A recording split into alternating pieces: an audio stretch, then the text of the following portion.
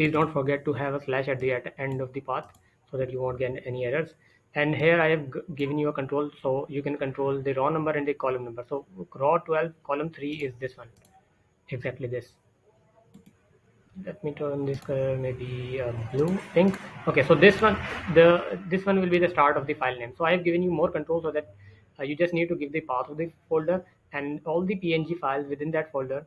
Please try to keep only png, the related format file in that. Otherwise, if you will put excel or word file or some other files, it will pull the names of the file, but when it's going to insert the images of those files, it's not going to do that because those are excel or word files. We need only the png files.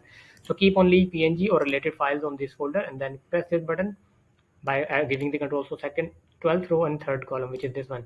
So I'll click this button. You will see it will take 3 seconds, and yeah, you can see it has spit out all the file names and all the also the images are also being added on the 8 by 14, which is 8 vertical, 8 height, or 14th width.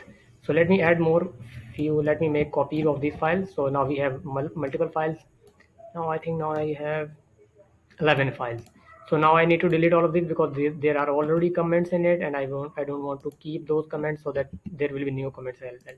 So now it will be showing spitting out the 11 files. Let me click this and you will see there are 11 file names with all the file names, and the images are also being loaded within it.